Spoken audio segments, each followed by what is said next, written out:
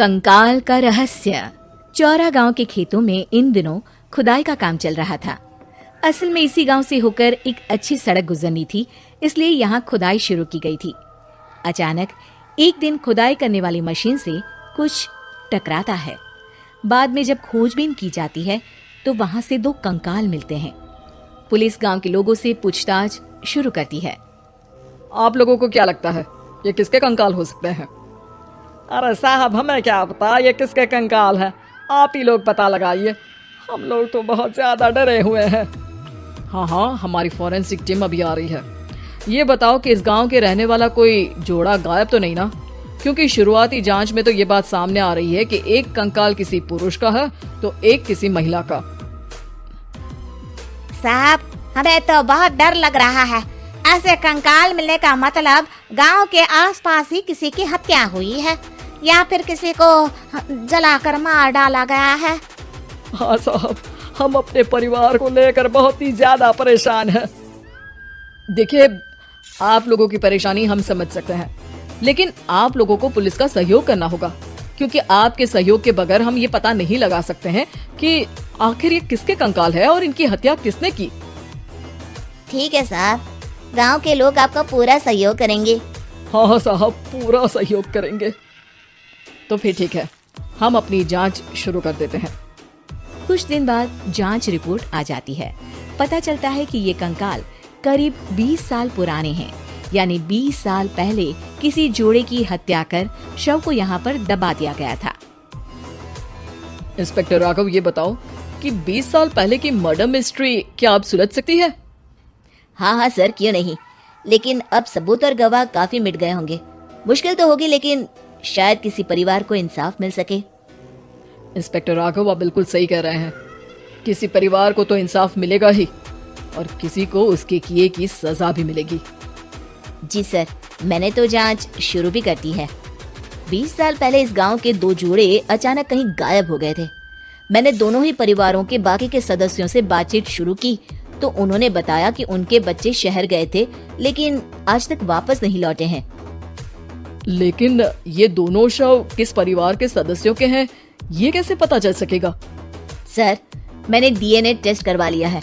आज शाम तक इसकी रिपोर्ट भी आ जाएगी। अच्छा, ठीक है।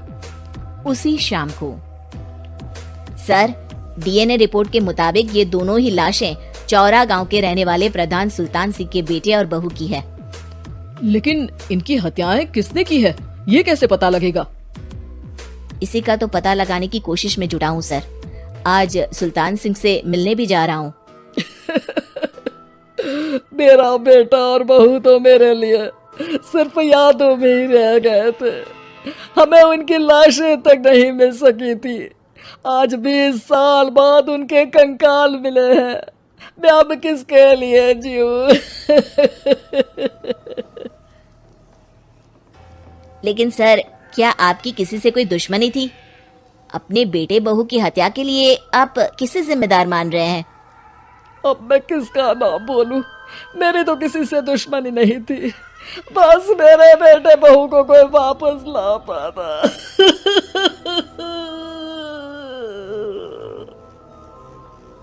इसके बाद सुल्तान सिंह फूट फूट कर रोना शुरू कर देते हैं। सर, अब आप इनका अंतिम संस्कार करवा सकते हैं। कम से कम इनका शरीर ना सही, इनका कंकाल तो आपको मिला है।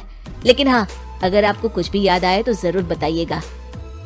मेरी तो बेटा अब उम्र हो गई है, लेकिन मेरे बेटे और बहू के हत्यारों का जरूर पता लगाइएगा, क्योंकि जब तक हत्यारे पकड़े नहीं जाएंगे मेरा मन नहीं मानेगा। सर, हमारी पूरी कोशिश रहेगी हत्यारे को पकड़ने की। लेकिन एक बात बताइए, उस वक्त आपको किस पर शक गया था? उस वक्त मेरे एक ड्राइवर को पकड़ा गया था, लेकिन सबूतों के अभाव में उसे छोड़ दिया गया था। अच्छा, और ड्राइवर पर कैसे शक हुआ था? क्योंकि उस दिन ड्राइवर छुट्टी पर था। उस समय लेकिन लाश क्यों नहीं मिल सकी थी? उस वक्त पुलिस ने बहुत कोशिश की थी, लेकिन दोनों की डेड बॉडी नहीं मिल सकी थी। ठीक है, हमारी तफ्तीश चल रही है, मैं फिर आऊंगा। इसके बाद इंस्पेक्टर वहां से चला जाता है और सुल्तान सिंह अपने बेटे और बहू की याद में खो जाते हैं। कुछ दिन बाद सुल्तान सर, एक बात बताइए, जब आपके बेटे बहू की हत्या हुई थी, उसी के आसपास आपके ही गांव का रहने वाला एक और जोड़ा उसी वक्त गायब हो गया था ना? हाँ सर, अलका और अभिषेक, वो भी मेरे बच्चों जैसे ही थे। तो फिर वो कहाँ है? उनका भी आज तक पता नहीं चल सका, लेकिन बताते हैं कि कुछ साल पहले अभिषेक को गांव के ही किसी आदमी ने मुंबई में देखा था, लेकिन फिर वो गायब हो गया। यानी अभिषेक और अलका की हत्या नहीं हुई थी, बल्कि उन्होंने किसी वजह से खुद ही गांव छोड़ दिया था। हाँ हाँ, हो सकता है, क्योंकि अभिषेक मेरे बेटे संतोष का अच्छा दोस्त था और उसका मेरे घर भी आना जाना लगा रहता था। हो सकता है कि उसने मेरे बेटे और बहू के बारे में सुन लिया हो और ये गांव छोड़ दिया हो सकता है। उनके परिवार का कोई अब नहीं रहता क्या इस गांव में? अब तो कोई नहीं रहता। एक चाचा थे, लेकिन उन्होंने भी अपना पुश्तैनी मकान बेच दिया है। वो भी अब कहीं शहर में ही बस गए हैं। ओह, अभिषेक और अलका के बारे में भी पता लगाना होगा। हो सकता है कि वही इस हत्या के बारे में कुछ बता सके। हो तो सकता है, लेकिन वो बेचारे तो खुद ही वक्त के मारे थे, वो क्या बताएंगे। फिर भी सर, जब केस दोबारा खुला है तो जांच तो करनी ही पड़ेगी, और इस बार तो लाशें भी बरामद हुई है। कुछ दिन तक लगातार तफ्तीश चलती रही। एक दिन थाने से सुल्तान सिंह को फोन आता है। हाँ, कौन बोल रहा है? सर, मैं कांस्टेबल तुलाराम बोल रहा हूँ थाने से। आपको थाने आना पड़ेगा।